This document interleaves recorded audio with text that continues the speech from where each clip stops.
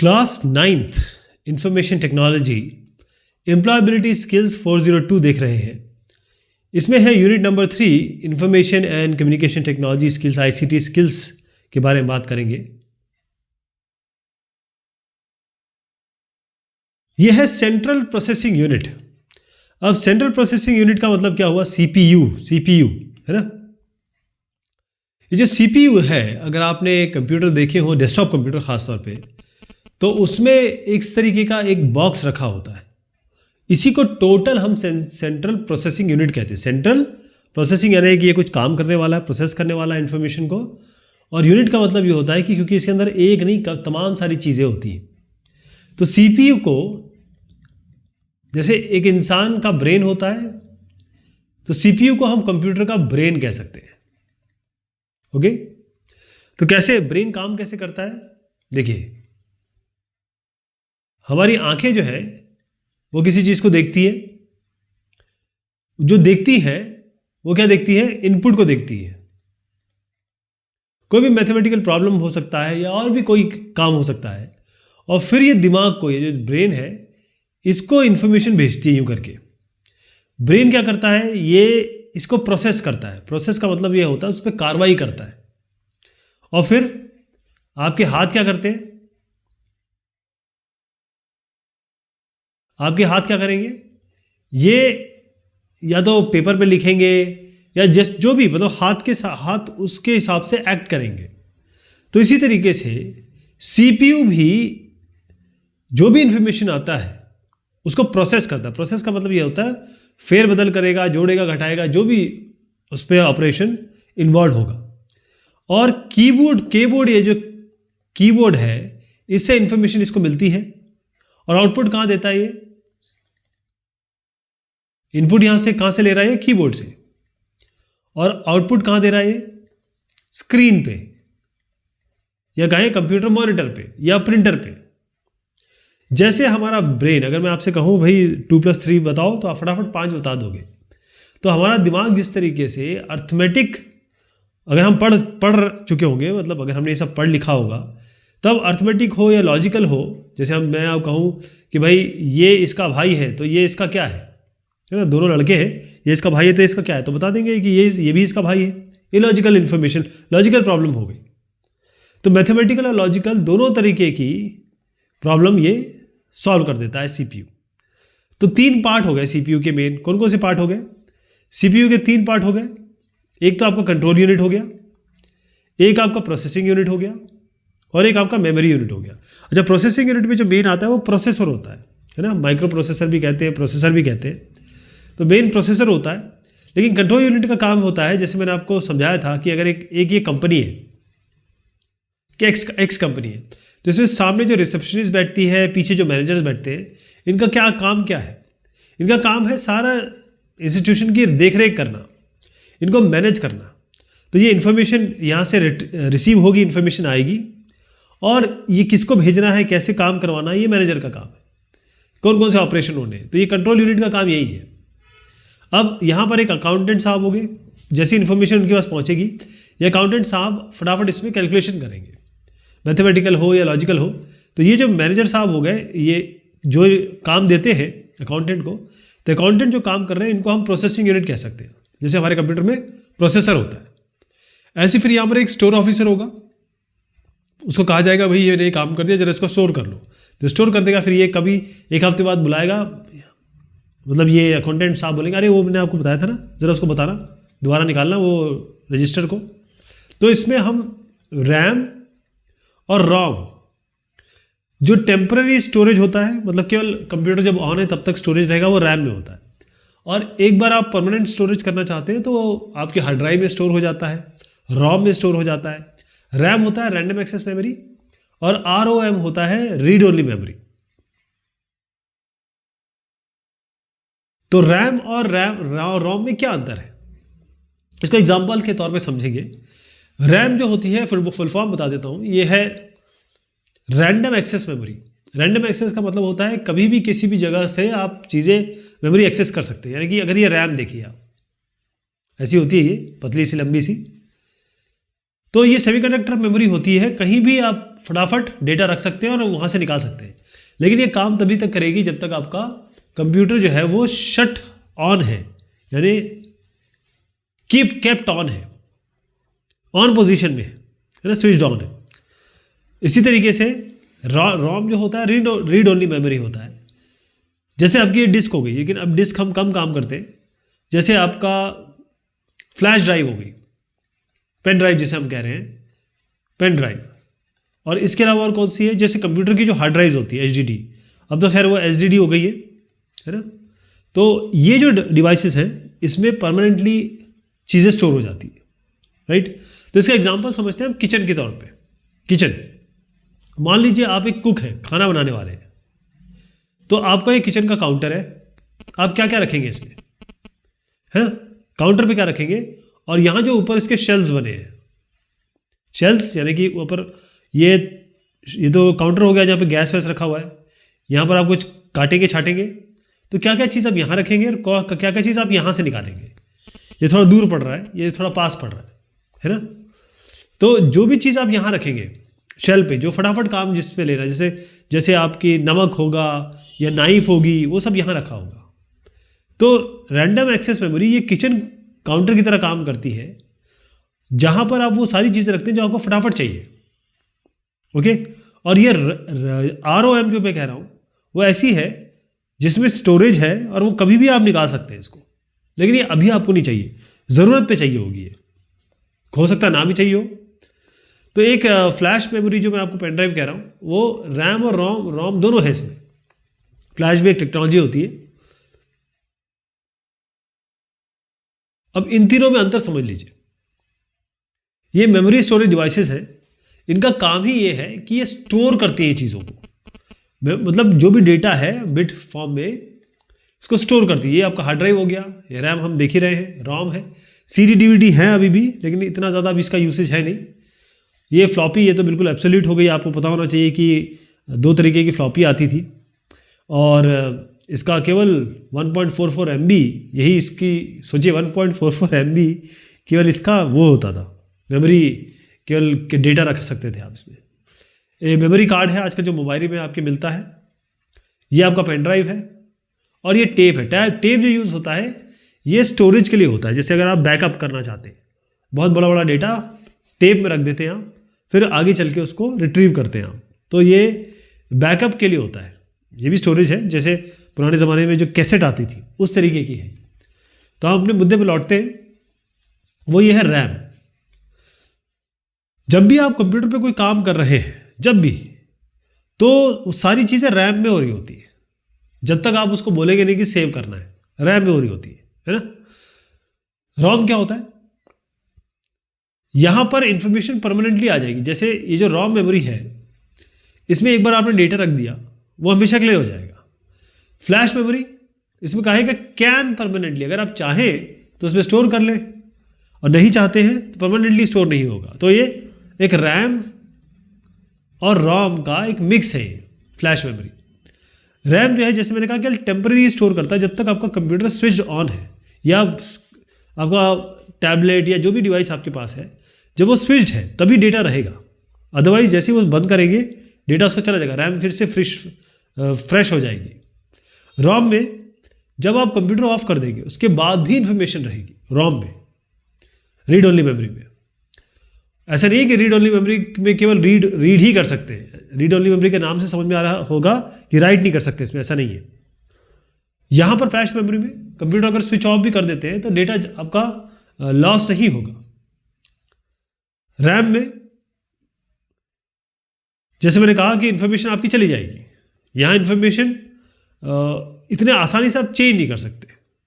रोम जो था शुरुआत में जब इसका नाम आया था तब ये CD वगैरह की बात हुई थी। तो CD जब आई थी इसमें थोड़ा सा ऑप्टिकल तरीके से डेटा स्टोर करते थे बिट्स में। जैसे ये CD है ना, तो यहाँ पर कुछ गड्ढे होते थे, कुछ उभार होते थे। गड्ढे जो होते थे वो आपका 0 होता था, उभार जो होते थे 1 के रूप में रिप्रेजेंट होते थे।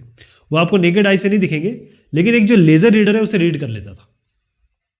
तो उस जमाने में जब ये शुरुआत हुई थी तो CD में केवल आप लिख सकते थे, CD में राइट नहीं कर सकते थे। मतलब CD में एक बार लिख दिया तो दोबारा इसको चेंज नहीं कर सकते थे। इसलिए ये कहा जा रहा है, information can not be change easily, लेकिन अब तो ये खैर बात ही खत्म हो गई, लेकिन आपको जानना तो चाहिए। फ्लैश मेमोरी, इसमें आराम से डेटा चेंज कर सकते हैं। और जैसे मैंने कहा यूएसबी डिवाइसेस जो भी हैं, जैसे आपकी पेन ड्राइव्स हो गई या और भी जो डिवाइस आ रही है जिसको आप यूएसबी के थ्रू कनेक्ट करते हैं, वहाँ पर ये डेटा स्टोर हो जाता है और आराम से होता है। कहीं भी आप ले जाइए, एक जगह से उठाइए दूसरी जगह पे लगा दीजिए।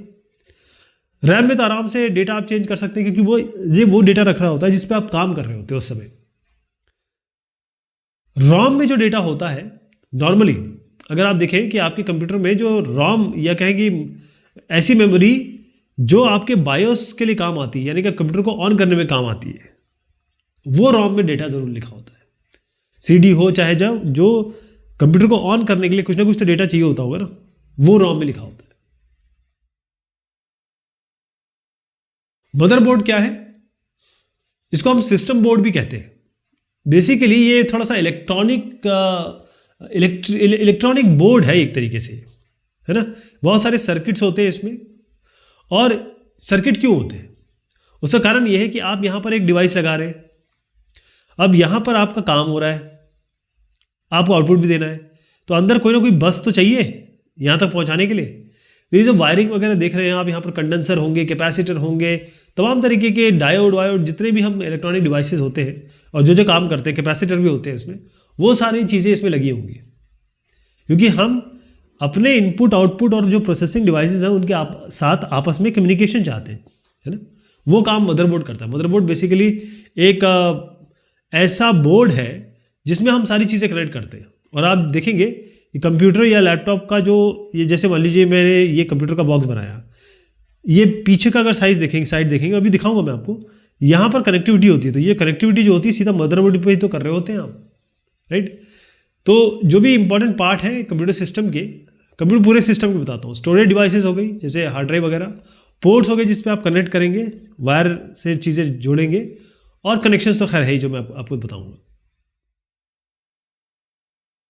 स्टोरेज डिवाइसेस क्या होती है? जिसमें हम डेटा स्टोर करते हैं। अब अगर आपको फाइल ट्रांसफर करनी है, मान लीजिए एक कंप्यूटर ये है, एक कंप्यूटर ये है, तो आप क्या करेंगे? आपको एक स्टोरेज डिवाइसेस चाहिए, यहां पेन ड्राइव लगाइए, यहां डेटा इससे लीजिए और यहां पर लाके दोबारा लगा लीजिए, है ना। और ये सारी डिवाइसेस वो होती हैं जो डिजिटल इंफॉर्मेशन स्टोर करती हैं। जैसे मैंने कहा आपको, जो यूएसबी ड्राइव्स हैं, पेन ड्राइव जिसे हम कहते हैं, हार्ड डिस्क इसी के अंदर लगी होती है। यहाँ से डेटा हार्ड डिस्क को आप निकाल नहीं पाएंगे। हार्ड डिस्क को पता चला निकाल के यहाँ डालने की कोशिश करेंगे, ऐसा होने वो भी तरीके हैं, लेकिन हार्ड डिस्क जो होता है कंप्यूटर में परमानेंटली होती है। जो आपकी जो सीडी है, डीवीडी है, खैर ये तो अभी बंद ही हो गया लेकिन ऑलमोस्ट, लेकिन फिर भी आपको जानना ज़रूरी है, सीडी डीवीडी इसमें भी डेटा हम रखते हैं। एक एक्सटर्नल हार्ड ड्राइव भी होता है। खासतौर पे जो एप्पल वगैरह वाले लोग हैं उनके साथ देखेंगे आप, क्योंकि एप्पल की जो हार्ड ड्राइव होती है वो कम होती है, 128 GB इस तरीके से होती है, तो एक एक्सटर्नल ड्राइव ज़रूर रखते हैं वो लोग साथ में। बेसिकली ये सारी अलग अलग टेक्नोलॉजी है जिसमें आप इंफॉर्मेशन स्टोर करते हैं। कैपेसिटी जो होती है इनकी, जितना ये डेटा स्टोर कर सकते हैं उसी में अंतर है। जैसे अगर आपने सुना होगा 2 GB, 8 GB, ऐसे 500 MB, ऐसे ये सब डेटा आपने सुने होंगे कि भाई इतना MB है, इतना GB है। तो ये है क्या? GB है क्या? बेसिकली डेटा जो स्टोर होता है वो बिट्स और बाइट्स में होता है। तो बिट्स क्या हो गया? एक बिट हो गया 1 या 0, ये एक बिट है, ये एक बिट है। अब 1 0 1 1 0 1 1 0 1 कितने हो गए? 1 2 3 4 5 6 7 8 ले लीजिए। ये 8 बिट का कॉम्बिनेशन एक बाइट कहलाता है। एक बाइट हो गया ये, है ना। 0 या 1 ऑन है ऑफ है, ये एक बिट होता है। इन बिट को ले लीजिए, ये या ये, इसका कॉम्बिनेशन बना लीजिए, वो एक बाइट होता है। तो एक बिट कंप्यूटर के हिसाब से बिट तो खैर है, बाइनरी डिजिट है। जो बिट आया है वो कहाँ से आया है? ये बाइनरी डिजिट से आया है। तो बाइनरी डिजिट क्या हो गया? 1 या 0, है ना। बाइनरी तो हुआ, बाइनरी मतलब 2, 1 और 0 2 ही तो है। तो बाइनरी डिजिट है ये सबसे स्मॉलेस्ट स्टोरेज यूनिट है। आप बिट से नीचे जा नहीं सकते। 8 बिट मिला लेंगे, 8 बिट मिला लेंगे तो एक बाइट बन जाएगा। एक बाइट बन गया। अब एक बाइट हो गया, अब उससे आगे बढ़ते हैं। जैसे अगर आपके 8 बिट है तो एक बाइट बन गया, ठीक है जी। ये बाइट को आप अगर ले लें तो 1024 बाइट। 1024 बाइट क्यों ले रहे हैं बताता हूँ आपको। क्योंकि ना 2 की पावर में चलता है। जैसे 2 की पावर 0 क्या होता है, 1 होता है ना। 2 की पावर 1 कितना होता है, 2 होता है। और यही बाइनरी भी होता है, जैसे 1 0, 2 की पावर 2। तो हर चीज़ 2 की पावर में चलती है हमारे कंप्यूटर में, मेमोरी में। तो 1024 बाइट ये कितना हुआ, ये 2 की पावर है ना। 2 की पावर है, 2 की पावर 10 है ये। तो 2 की पावर में चलेगा ये, तो 2 की पावर में कुछ भी कर लीजिए, 1000 तो आएगा नहीं। नॉर्मली 1000 किसके लिए यूज़ करते हैं, किलो के लिए, लेकिन यहाँ पर थोड़ा सा अलग है। 1024 बाइट को हम 1 किलो बाइट कहते हैं। ध्यान रखिएगा, थोड़ा अंतर है। ये है किलो बाइट, के भी कर रहा हूँ मैं इसको। 1024 किलो के लिए है, 1000 मत समझिएगा। कंप्यूटेशन के लिए हम 1000 ही लेंगे, लेकिन ये होता 1024 बाइट है, ध्यान रखिएगा। अब 1025 बाइट हो गया, मतलब 1000 बाइट। तो 1024 किलो बाइट हो गया ये कितना हो जाएगा, 1 मेगा बाइट। मतलब 1024 किलो बाइट, किलो बाइट कितना हो, 1024 इंटू 1024 बाइट ही तो हुआ, इसी जगह 1024 लिख दिया, ये हुआ 1 मेगा बाइट। अब इसको मैं जरा यहाँ बताता हूँ। ये 1024 है, इसको 1000 मान लीजिए, 10 की पावर 3 कर दीजिए। इसको भी 10 की पावर 3 कर दीजिए, 1000 मान लीजिए। तो 10 की पावर 6 बाइट जो होता है वो 1 मेगा बाइट होता है। तो 10 की पावर 3 बाइट जो होता है वो 1 किलो बाइट होगा, ठीक है। और इसमें 10 की पावर 3 मल्टीप्लाई कर दें और, तो 1 मेगा बाइट हो जाएगा। ऐसे आप 1 मेगा बाइट में 1024 बाइट और मल्टीप्लाई कर दीजिए 1 मेगा बाइट में, तो कितना है, 1024 को 10 की पावर 3 कर दीजिए, 1 मेगा बाइट 10 की पावर 6 बता ही दिया मैंने। तो 10 की पावर 9 बाइट जो होगा ये क्या हो जाएगा, 1 गीगा बाइट। 1 giga bite. अब 1 गीगा बाइट कितना, 10 की पावर 9, इसमें 10 की पावर 3 मल्टीप्लाई और कर दीजिए, एक 1024 और मल्टीप्लाई कर दीजिए, तो 10 की पावर 12 जो हो जाएगा ये हो जाएगा 1 टेरा बाइट, ठीक। तो 1 बाइट, 10 की पावर 3 बाइट, 10 की पावर 6, 10 की पावर 9, 10 की पावर 12, ये 1 बाइट, ये megabyte, 1 byte, megabyte, ये sorry kilobyte, megabyte, gigabyte और ये टेरा बाइट। देखिए इसमें बी को कैपिटल लिखना है आपको। बाइट हमेशा बी कैपिटल में लिखा जाता है और बिट जो होता है वो बी में स्मॉल लिखा जाता है। देखिएगा आप यहां पर केवल बाइट लिखा है इसलिए कि कैपिटल बी लिखा है, ध्यान रखिएगा, है ना। Ports and connection.